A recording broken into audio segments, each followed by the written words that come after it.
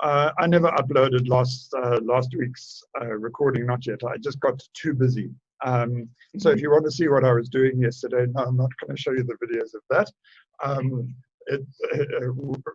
Yvonne and I were going through a process of getting her website up and loaded. So she's got a brand new website up there, with the first one since 2014. And if you have a look at Start Living and then also Unlock Your Mind, you'll see what we've been up to. It's been quite nice, but the funny thing is that yesterday was sort of Friday really was when the website got up there, and then it's just been little tweaks of it. And I must say that as of yesterday and today, I'm kind of in a very, very strange space. And maybe it's a space that you guys recognize, and maybe it's a space that at times you've shared with me. And this space is I have a sense today as if I'm drowning. It feels like I can't breathe, and it's not coronavirus, I know that. And I have this kind of feeling here in my throat where I can feel my pulse. And it's almost as though my heart's beating here and not down in my chest somewhere.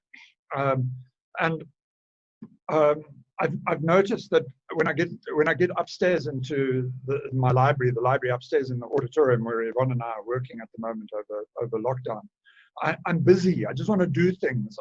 It's like I can't sit still. I need to, if I'm not at my computer, then I'm wanting to go and eat or go and make coffee or something. It's just like this endless busyness, this endless stuff. And so this morning, about 2 hours ago, Yvonne had a Zoom conference with her sister in Switzerland, and I just went upstairs and I just sat down for a little bit and I just started to meditate for the past hour and a half. And I realized that this is all anxiety. There's something churning, and I guess what I'm feeling is that I'm out of this work mode, this coping mechanism that has been heavy duty work trying to get these websites up and going. That wave has crashed up on the beach and it's busy sucking the sand back into the sea, and it's that sense of purposelessness, maybe, as though I've got nothing to do, as though I've got no direction. Ken and I were chatting yesterday just privately, and what came to mind when I was chatting to Ken is it's like a windsock in the wind. There's no wind blowing anymore, and there's no direction to go in. I'm feeling weird. And this morning during my meditation, a question came up, and it's like, what's the point? What's the point of all of this? And then there's a wave of sort of like anger, frustration. Am I beguiling myself? Am I fooling myself about all of this spirituality claptrap? Is it really valid? Or is even that just pointless? Is that bull? Yeah. Do I use it just as another coping mechanism? Ken, is that you sticking your hand up to say something, or is that you adjusting something in the room? Oh, okay, cool. So in the sense of pointlessness, it was like I'm lost. Even this sense of mindfulness is a little bit weird. And I drew this little thing, and it's not, you don't really need to see it really, but it was me going into flowchart mode. So I sort of opened up my eyes in this quasi-trance, and I grabbed a little corner of paper and just started to write on it. And what I wrote there was a single point, and then it diverges into three routes. And the one was mindfulness, and the other one was laziness, because I could easily slip into that right now. I had great difficulty getting up this morning, and I thought, oh, bloody hell, circle of friends, do I even need to do that? It's like I don't, what is this about? Or what are we fooling ourselves about? What am I going to say? And the other one was busyness. And so there were busyness, laziness, and mindfulness. And mindfulness sounded like a lot of hard work.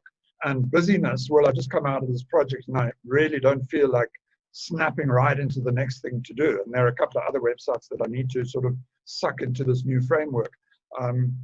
And that's just, I don't feel like being there. So does this mean that I must just spend the day hanging around in the sun, on a recliner in the sun, just being lazy? And I suppose that's also fair. I'm allowed to do that as a human being. And then once I drew those three little things, the little question I wrote underneath them is, aren't they all just the same thing? Aren't they all just coping mechanisms? Laziness and busyness and even mindfulness. And so I'm sort of sitting here debating in my own head this morning the validity of my own spirituality, and whether it's just not another phony layer of trying to cope with this world and cope with being a human being.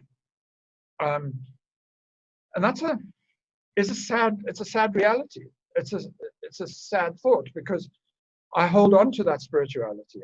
I hold on to it as the only sort of anchor that gives me meaning over the ebb and flow of life. And today I must say that right now, I don't even feel as though it's got any value.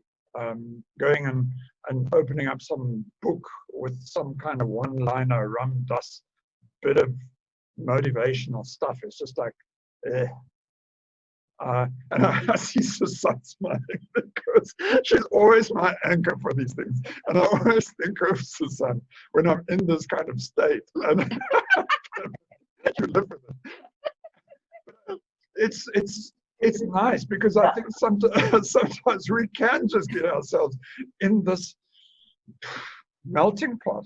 And maybe it's okay just to be fried like a piece of butter, you know, in a frying pan, and to go through the sizzle of it all, and to come out of the other side and to go through nowhere land, because that's where I feel like now. The spirituality is la la land.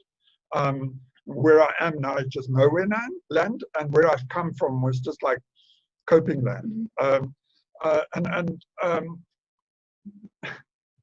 I suppose this, I know, it's not even I suppose, I know that this will wash by in the next while. This is going to pass me by in the next couple of days. And by about Wednesday or so, I'm going to be back on track, and I'm going to be wanting to do things that I want to do. And if I'm not motivated to do it, something like client sessions or needing to pay staff wages or transfer money into my current account is going to force me into that mode. Something's going to either suck me back into life, or I'm going to find a little bit of motivation. The wind is going to start blowing, and it's going to start blowing the windsock in that direction again. I suppose I'm not that worried about it, but right now it feels awkward. And the big question I have, and I'd love to open this up to the floor just in a minute, but the big question I have is, why do I feel so ill at ease with this feeling? Why is it like it's wrong? Why is it like I need to do something? Why can't I just go and lie in bed and do nothing? Exactly. And so if anyone can add some comment to this, if anyone can help me along, please just plug your hand up and let's open this to the floor for some debate. I see May is either making notes there like crazy, or it's like, I've got the answer, just wait, I'm ready, here goes. But just to keep the protocol, if you want to say something, just plug your hand up and let's open this to the floor. Otherwise it becomes, if we just all talk at once, it becomes chaotic. Nobody's got anything to say. Oh, Susan, yay, thank you, you're always the savior. Look, I'll start, but I don't have it all yet. May, just hang on a sec. Susan was going to go in just before you. Oh, okay. Gather Sorry, I didn't see. Got a minute to go. No problem. Yeah, I don't know why it's happening, Tom, but maybe the only advice I can say is don't sit on your stoop and enjoy the sun. Yeah. Just as simple as that. Why does that feel so wrong? Why? It's not. Yeah. I mean, if you do it every day and that is what you do, then yeah, okay. But no, you one day or a weekend. Yes, Susan, I know that it feels that I'm entitled to it. Right here, I know.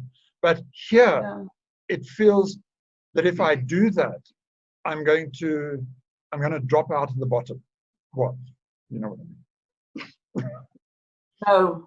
No, we'll tell you when you drop out of the bottom. The bottom that's not it. That's all. It's like I'm scared that, that's an honest thing. I'm scared to go and do nothing because maybe I like it too much, or maybe, no, I don't think that that's true. I think I could go and sit in the sun today and just read. I think that emptiness is going to uncap the volcano, and all of this tsunami, all of this volcanic magma of lockdown and stress is going to just come to the surface. And I think that's what I'm afraid of. So going and sitting in the sun, if I'm really honest to sun, going and sitting in the sun, I could allow myself to do that. Yes, Clement.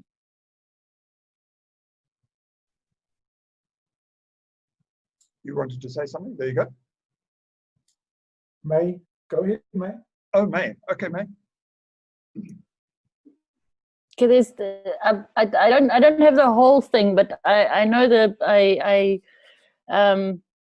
the gist of what you're saying resonates with a lot that I've been going through myself and with the people that I work with. And the first thing is we're experiencing loss because the more conscious we become, the more the drama kind of fades, and we love the drama and we love the mystery and we love the fear and we love all of that. So that's the one side that's going on that I know. And also the other side is collectively we're working through it, so it's going to take a long time to explain, so I'm not going to get into it, but all of us are collectively working through letting go of shame, of the family stuff, the childhood traumas, all of that. We're letting a lot go. And that comes with our feeling of wrongness. I feel so wrong. And it's only that. It's my feeling of wrongness that I'm sitting with. You know, it's not what should I be doing to not feel this way? Why am I feeling so wrong? It's the feeling, it's being with that is so deliciously uncomfortable, you know. So that's I'm going to leave it there. So May, what's interesting though is that I've done a lot of introspection with all of that stuff in the past, and I think I'm kind of over my past as far as I can get. And Yvonne will shake her head and say, no, Tom, you're not, because you have night terrors from time to time, and they're always around incarceration or Jehovah's Witnesses or over-religious people and stuff. So clearly I'm not. But I think it was on Friday, I wrote a blog post, some of you may have read it, and it was about where do we go to after lockdown. And on TV, we've just been watching some BBC Earth programs, and it's just so sad to see the millions of plastic bottles, these piles of plastic bottles around this planet, and you know the stuff that's just pouring out into the ocean. And you know, we've had, I suppose there was a moment in lockdown where it was quite inspiring. So that was a message to phone my mom. But it was inspiring to watch how nature reclaimed Earth, and it did it so quickly. You know, the moment we stopped flying our airplanes and driving our cars, in India, in Delhi, they could see the Himalayas, and there was amazing stuff happening. And now, I suppose there's a despondency, if I'm honest, I'm heartbroken that we seem to be getting out of lockdown and we're going straight back to where we were, and the world has learned bugger all from this. And I feel like I'm just this one being with this voice in the forest where there are no ears to hear, and nobody's taking cognizance of this. And I suppose that is part of this. I recognize that maybe now as we're talking. Yeah, I think it's that again, if you go to the, what does that feel like? And for me, when you're talking like that, it feels like the question that comes up by me on an emotional level is, do I matter? Like, do I have a voice? And that's the feeling here, you know, do I have a voice? Can I put my truth out in the world? You know, do I exist? Do I matter? Does anything even notice that I am here? you know, what's my, I know I have worth, but where's the evidence in the world? You know, where's the feedback from, you know, where's the, personally it feels to me like where's the love, you know, where's the nourishment? And that comes back to the family stuff again. There's just one other thing that popped in here while you were talking is also what I realize is in the last week or so I've been very, it's something that, you know, as you said, we go through these lessons and we learn them and we've done them and whatever, but I've been revisiting on a next level the concept of or understanding that everything I experience is a result of my consciousness, every little detail. And so and yes, I've learned that, and I've learned it so many times, and then I get my French, but I get gut full of learning it over and over again. But again, I'm there now, and I have to acknowledge, like, listen, okay, I created this chaos in my world, you know, we co-create and so on, but nothing outside of me can put this in my world if I didn't put it there in the first place. You know what, I so agree with you. And I don't think there's any one of us that are appearing on the screen today that at some stage in our lives haven't been bullied by the world around us in some form, in some sense. And each of our storylines is going to have a different sense of being bullied. And it's either big business trying to rip us off or schmuckle our data so that they can shape us into being consumers, or because it's been our sexual preferences in the past, or because of the color of our skin.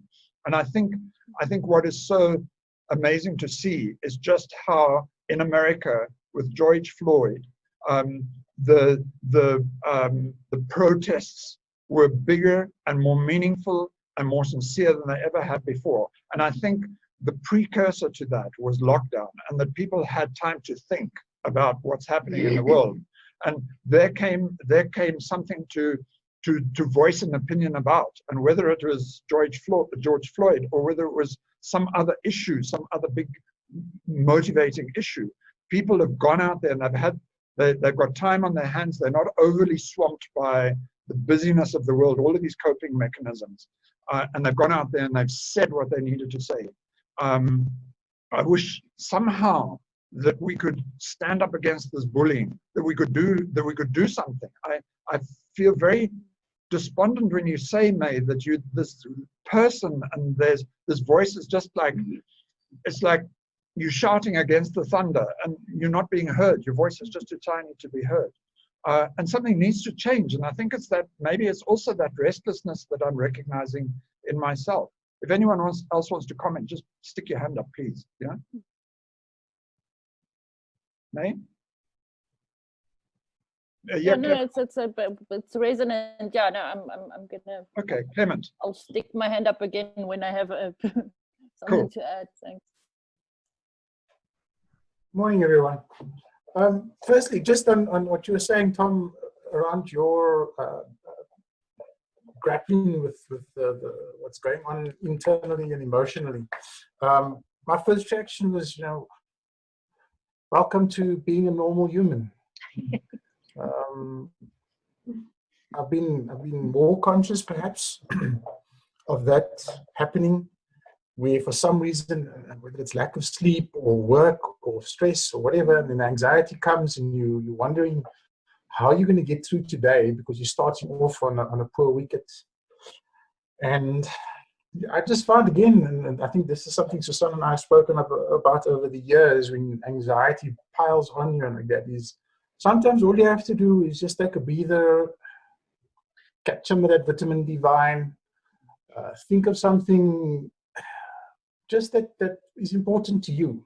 I find now when I drive out, even if it's on a Saturday morning to the shops and you're doing something different than that cycle that's gotten you to the situation you're in now. You know, if you're getting through a cycle and it's a pattern, you have to break out of the pattern, even if it's for a few hours. And remind yourself, you know, you're doing this consciously to stop that little cycle that you're getting yourself wound into. And that probably helps. And just lastly, on the point of does your voice matter? I keep going back to be the change you want to see. You know, Some people have the means and the personality and the drive to speak out on platforms that they are heard to a wider audience. And some of us do the little things, but notice it about doing it. If you want to be nicer, want people to be nicer, then you be nicer. If I notice that, if I'm in a service environment and I make a conscious effort to interact with this person who's looking sullen and not interested, I've had a few of those recently as well, for whatever reason, you try and ask yourself, why is that person also not looking his happiest today? He's got a chance to be back at work and break out of his cycle of being locked down at home with his family, and yet he's looking sullen. You know, at least try and be pleasant to that guy. And notice it about the fact that you've done something constructive. And if you get a response to that person, there you go. You've connected and you've shared some of whatever's going, positivity you've felt and noticed about yourself. And maybe he'll do it a little bit later. And then you've achieved something. If you've affected one other person, even if that one other person is yourself. But I agree with you, Clement. And you those need to remind yourself of that, you know? But isn't that a cheap cop-out? Because we're facing overwhelming issues here on Earth, and it's very easy just to insulate and find those little joyous things. And I'm not saying we shouldn't. I buy into what you say, because when you put it out there, it comes back to you. And so long as you're in this smallish world, which is just you and the things you bounce off of, the little other things that you bounce off of in your environment, it can make a rather terrible place rather joyous. But I think it's probably because we're living in this global world and we cannot escape, and we cannot be naive to the global plight that we're in. And when we see it coming in through the media, through television and all the news media, we are part of it. Our world is not just our back garden or the shop down the corner. Our world is the entire planet. And when I'm heartbroken at how this planet is unfolding. And you know, where are the people that stood up against apartheid? Where were those voices? There must have been people like me. I was too little. I was a child. But where are the people like me at this age that were back there that should have spoken up? Where were the people that spoke up against Hitler, that let the whole Second World War occur? Thank God there are people around the planet that are doing what they're doing and saying what they're saying because of the injustices that are inherent in that American system and elsewhere. Ken, you raised a very good point the other day. Why aren't we even blinking an eyelid over the farmers that are being murdered in this country? It's so overwhelming that this has started to drown us. And I suppose my very first word that I wrote on this little piece of paper on the other side of this piece of paper was "I'm drowning," and it felt like a real physical drowning. But I think it's an emotional drowning, and I'm not doing anything. I'm sitting here on my bloody hands, getting busy doing websites. How ridiculous is that? I suppose I'm angry at myself. Ken. Tom, yes, I just want to come from another angle. I think we touched on it yesterday. Remember, the next 4 weeks are going to be a time of uncertainty and of fear because of the solace. The 21st of the March is the solace. So we're in the middle of winter. We're moving towards the middle of winter. And the emotions that arise during this time is uncertainty and fear. That is to the fore. I think with COVID-19, the uncertainty and the fear has maybe been escalated than what it normally would have been. So how do we overcome that? One of it is just to allow for things to happen, savoring the moment. So maybe we must just look, and I'm in the same position. We spoke about it yesterday. I'm also got the same feelings. And maybe what did our ancestors do? They were forced to go back into the caves.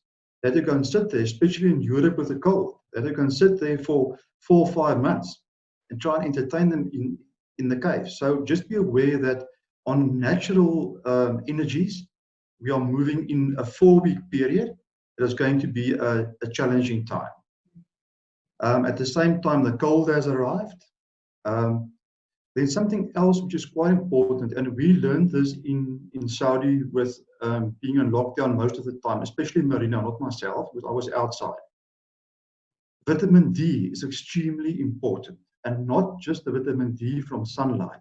You've got to take the supplements. It's extremely important. We observed Marina being in the house. Remember, she was in the house for the whole month, only came out once a month for Saturday, going into town and coming back.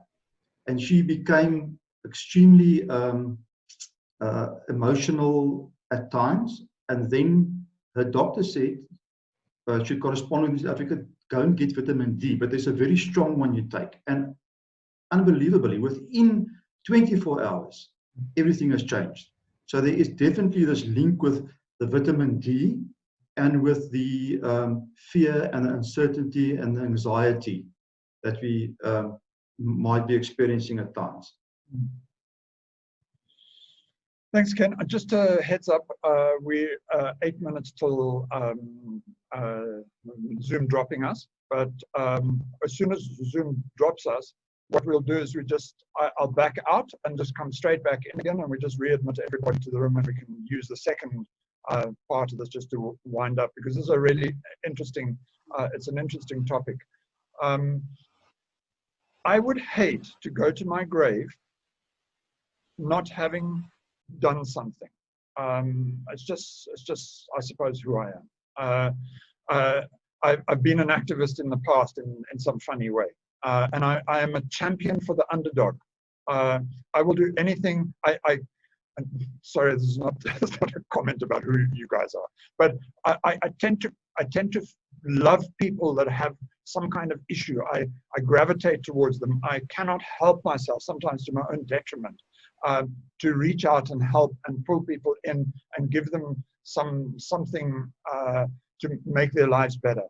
But I still feel as though I'm not doing anything. And I think maybe that's part of that churn, is that we're sitting, I have a feeling, Ken, that we're sitting on a bit of a knife edge here, a tipping point in human history. It's one of those turning points.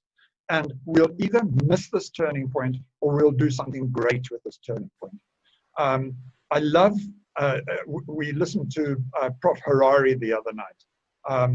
And he's just a born optimist. He says, don't look at the bleak stuff of where we've got ourselves. Look at how amazing we have been in transforming the world, where this is the longest period in history where we haven't had major war. This is a point in history where we are doing something about changing the planet through our technology. That we are doing amazing things for humans. That has never been a trajectory in the past. That linear line of where history led us for so long has been broken, and we're doing more amazing things than we ever have. But we're also doing amazingly dastardly deeds as well. You know, the world is also in a state of chaos, and you see the pollution and everything, and you kind of think, oh my, you know, what on earth? So there's a story of hope, and there's a story of tragedy, and I suppose that makes for good theater, because the emblem of good theater are those two masks, the smiley mask and the sad mask. And you can't have comedy without pathos. Comedy only works when there's a sad element to the story. It creates juxtaposition. And I think we're sitting in that same parallel right now as humans, where there is this juxtaposition, and we can use it, or we're not going to use it. We're going to lose this moment. There was a parallel, and the parallel was Zimbabwe in 2007. It was derelict, but there was an infrastructure of people, a community spirit, barter trade, and just sidelining government. Government became completely irrelevant in that time, and people were doing amazing things. The sad reality is, when Zimbabwe dollarized and they got the American dollar as their currency, people went back to their old ways of materialism and trotting all over their neighbor in order to satisfy their greedy needs. Nothing changed. And I hope that in a microcosm of Zimbabwe, the macrocosm of Earth under this coronavirus doesn't just reclaim all of the commercial greed and the consumerism and just go back to where it was, maybe even worse than it was before. We've got 4 minutes and 5 minutes, and then it's going to collapse. Anyone want to add something? Pam, I saw you come in a little bit earlier. I don't know if you wanted to add a comment, Pam, or if you wanted to, if you do, just unmute your mic and you're welcome to give us a comment. I don't see a picture of you, so I can't see your hand going up. Let's just give Pam a... There, Pam, yes. Oh, well, yes, please. Can you hear me now? Yes. Yes, I can. Yeah, Am I we'll... here? Yep. I want to say thanks, Ken. You're reminding me that there is a sort of hibernation period, because in my situation, I feel that my lockdown in this village is going to continue forever. And I'm beginning to feel that personal contact, apart from the people that I actually see, is, I don't know if it'll ever happen again. I'm beginning to feel sort of hemmed in, drowning. I have lots of entertainment in my cave. It's wonderful. I think I'll go in for the vitamin D idea. Thanks, Ken. And I do agree with you, Tom. One feels that you're not doing anything, but in actual fact, even if you smile at the till girl and she smiles back, that's good. Maybe she'll go home and she won't beat up her kids. So hang on to that. Thanks. Thanks, Pam. I hear the emotion in your voice, Pam, and we are all there with you. It's a tragedy that we have to give virtual hugs and not real hugs. And I think what you're really saying there, Pam, is that I don't want to put words in your mouth, but you know, the older we get and the more we approach that moment when we have to release these bodies of ours, human contact, being with people, being around one's loved ones is so important. Not to be predicting that you're going to turn your toes towards the sky in the near future, but I understand that kind of panic. We feel it, but we might not feel it in exactly the same way that you feel it. And we will, as soon as we're allowed to come and visit you, I'll be the first one to put on a face mask and come and visit you and have tea with you 2 meters apart. It's going to happen.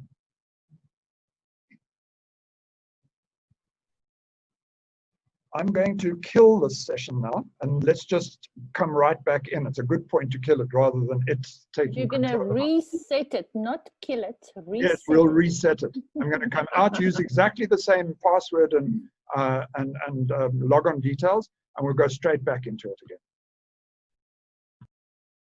Yeah, I think maybe that's what something is missing. Something that's supposed to be the puzzle isn't complete.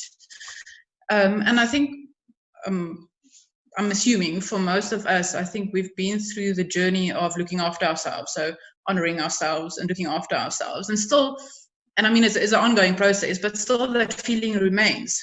I've had this image, and it's been for a while now, of a star exploding.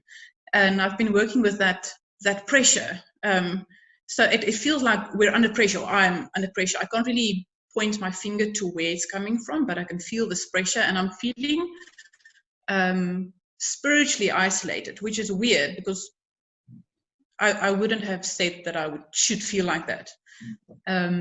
And I've been trying to fight that, you know, I've been trying to regain that connection with the divine and with consciousness. And you know, we've all had those experiences where you feel you're connected to everyone, and at the moment I'm feeling exactly the opposite.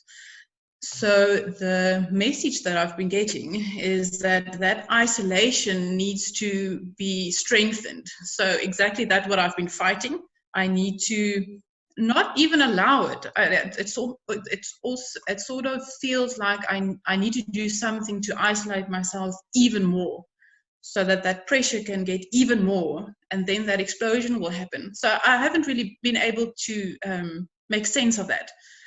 But that's, and I've been hearing the same feeling that you've described, and everyone. I've been hearing that in multiple cases from people that you wouldn't expect that, you know. So it's interesting. I don't know really what to do with that, but yeah. Thanks, Mona. And you know what? I think what I'm starting to feel now, through this discussion, is that maybe these feelings that I started off with, maybe these feelings are the feelings of impending change. Maybe we like consistency, and maybe what's happened is, even with work or mindfulness or whatever, we find consistency in it, and that consistency is comforting. And with coronavirus and with all of the stuff that's happening, the uncertainty is giving rise to this feeling. And maybe what I'm starting to feel now is that I should want to welcome this feeling, and I want to sit with it. That's gonna work.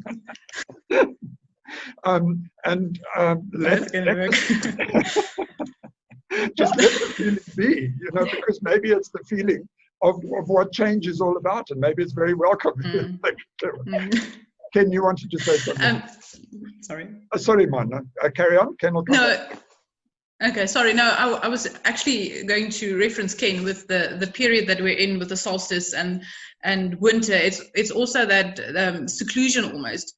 And what May was saying about working with our history, that's something that I've picked up on myself as well. Working with emotions that I know is not mine, but I've realized that it's my family's or my bloodline. And that's also a message that I've been receiving from other places, that because I'm sitting with these emotions and I don't know where they're not mine, and I don't know where they're coming from, but I've started to realize that it's maybe this collective healing taking place, and it's confusing, but it's I think in that way we're influencing the world. I mean, we can't see it, we can't see the plastic being removed or the people's hearts softening or anything, but I think in a energetic sense that the change is happening, and I think maybe that's what we're feeling as well. Maybe. Before I go to Ken, I'll go to you, Ken, right now. Just come back to your lovely metaphor of a stellar explosion. We know that stars are mainly made up of helium and hydrogen. So the big question in the universe is, in cosmology and the science of the universe, is where does gold come from? And it only happens when a star goes through multiple cycles of birth and death. It is only in that star death process where the heavy metals come about. And so I suppose we have to go through this cycle of stellar birth and death in order to refine ourselves, to purify all of this. Ken, you had a thought. Hope we haven't gone too far from your idea. No, what I want to say is, remember, the mind only does not think in absolutes. We think in terms of reference points. So what might make this a difficult period is the fact that we are meaning-making, seeking machines. But there's no meaning. We haven't gone through this process ourselves. So as we are going along, we are actually exploring and understanding what is happening. And that might, cause us to be in this whole position of uncertainty, not knowing what's happening, because there's no reference points. I just want to share something with you. There's an awesome audio book and a book written, The Great Influenza. Marina has just completed the book now, so she gave me a lot of feedback as she was reading. I really think for everyone it's an awesome book to understand. It was written in 2004. And the guy did huge research. So what I took out of that is that we are not in a pandemic. 1918 was a pandemic. 50 million people died. We are not in a pandemic. So in terms of referencing what has happened 100 years ago, 70 years, 100 years ago to now, it's not the same comparison. I think the difference is, what Clement has said as well, is the social media and all the media and the TV and everyone jumping on this hype and hyping everything up around us. Then things happen that doesn't make sense, Tom. And I feel exactly the same as you. I also feel we are waiting for this change to happen. We so often spoke about, when is the change coming? So now what happens? The economy is in lockdown worldwide, but the stock markets are climbing. It doesn't make sense. So something has been fabricated somewhere again that doesn't make sense. So now I said, I want to try and make sense of that. My meaning making doesn't make sense. And that causes another anxiety. How is it possible that the markets can go up and the economy is down? It doesn't work that way, but it's happening. So that's just something I wanted to share. Thanks. Thank you, Ken. Susan, you wanted to add something? So I just want to Also say, I've started using vitamin D supplement, a spray, like a few weeks back, and I can really, it was not only that, but I do believe it makes a huge difference in your emotional, how you emotionally feel. So I can recommend that if you're not spending at least an hour basically back in the sun every day, then that might be good. But I do also believe that we do make a change. So for example, you know, maybe a year ago, there was a big thing about plastic straws. And I personally decided I'm not going to use a plastic straw anymore. And yesterday or the other day, I was by chance looking at the straw, and it was a paper straw. And I think just by me saying no to these things, it will, in the end, hopefully make a difference. It might not be my idea, but at least I caught up on that and, you know, supported that idea. So I hope that for 6 months there was less plastic straws in the ocean, just because I decided to say no. And I know other people also did that.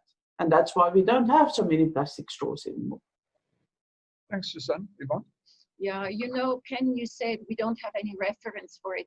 The only reference we're actually having is the references of the past. We watched last night, and I think it contributes to Tom's state, we watched a BBC Earth about India, over 1 billion people in India, and how the water is depleting, how the groundwater is depleting, and about wars over water that are becoming more and more of a reality. So we have these little things like Susan with the plastic straw, paper straw, and me with my little bags that I go to the market that we talked about last time, and me not using insecticides, and I let insects eat the garden, and then I replant. These are all little tiny things. And then in comparison, we have these huge things like the Amazon forest being depleted, Madagascar last night, it's just disappearing, you know, and India. And so we have these reference points, unfortunately, but they are the bad reference points of the past. And we don't have a good reference, something solid in the future where we can juxtapose it and say, no, not this way, that way. We haven't got the picture solid in our mind. And I think that's what we need to maybe crystallize and figure that, maybe even if we make our own picture about that, because that's where we need to move into.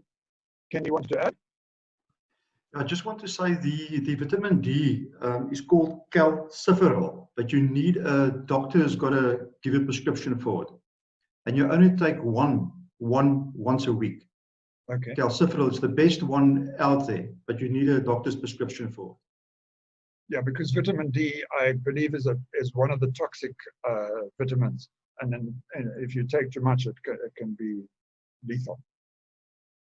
Yeah, I think apart from the vitamin D for emotional well-being, they've also shown now with the COVID, vitamin D fights the people that are strong on vitamin D are less acceptable for respiratory. There's a lot of research done. You can just go and Google it. A lot of research about it. That's vitamin D and respiratory disease. Clement, Susan. It's actually so.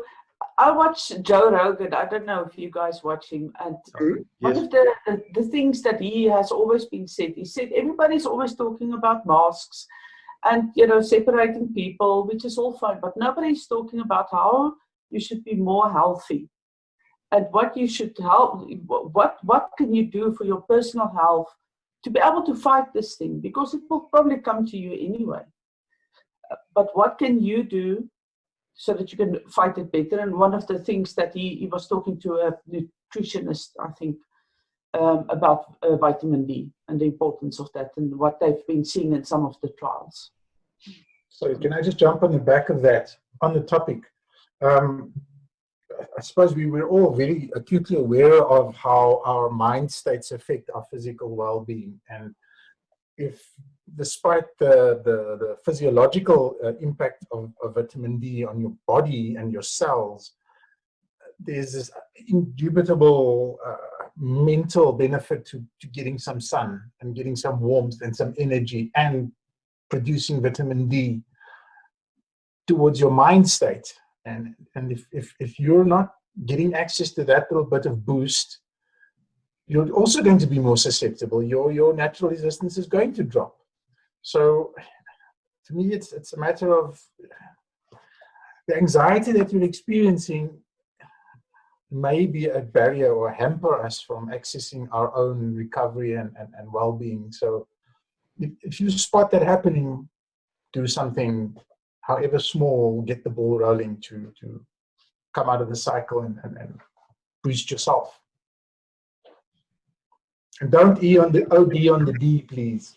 I'm feeling much better, and I think I'm going to go and put the deck chair out and go and sit in the sun. I hope it's not too cold out there, but maybe just go and have breakfast out there at least, and just soak up a bit of sunshine. And I'm kind of now a little bit more excited to be with this feeling and let it stay and see where it goes. It's maybe I'll drag him up the hill. a feeling of positive change, and maybe it's healthy, and maybe the rest of the world should be feeling a little bit like I should be feeling, like I am feeling at the moment. Mana. I just want to add something to you, Yvonne, about we don't have the positive experiences, or like the straws. You know, it's such a small thing. But what I've started noticing with us, I'm on a Telegram group for farmers in our community that sells directly to us, and I've been making a conscious effort of sourcing everything that we eat and use from the people around us, and it's also a really small thing, but that's my whole world. So in my world, and it's getting back to last week, be the change that you want to see, you know. So I know by buying from my farmer that lives just down the road, I'm looking after my community, you know. And when we moved 3 weeks ago, so I've been going through our old clothes and I'm giving it to the settlement that's literally just across the road from us. So you know, it's small things.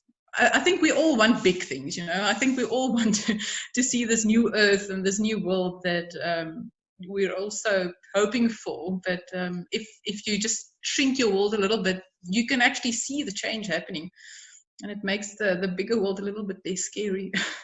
That's a good point, Clement.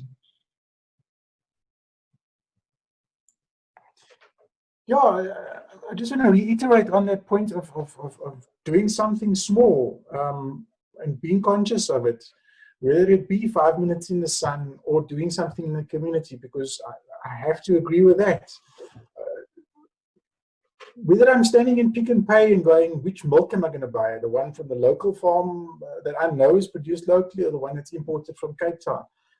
Thinking about that and saying, I think this is a good thing to be doing for my community, reinforces positive mindfulness for yourself, as opposed to going, look at the plastic that we're wasting on the milk. That's a secondary thing. The first thing is to know, making a choice in the moment. Am I choosing this one or that one for the positive reason? To start the ball rolling mentally. If you go out into the sun, if you've had a horrible day, if you've had a horrible week, and you go, hang on, I haven't got my dose of vitamin D, let me go and do that for 5 minutes, go into the sun. And I'm doing that now, twice or thrice a week.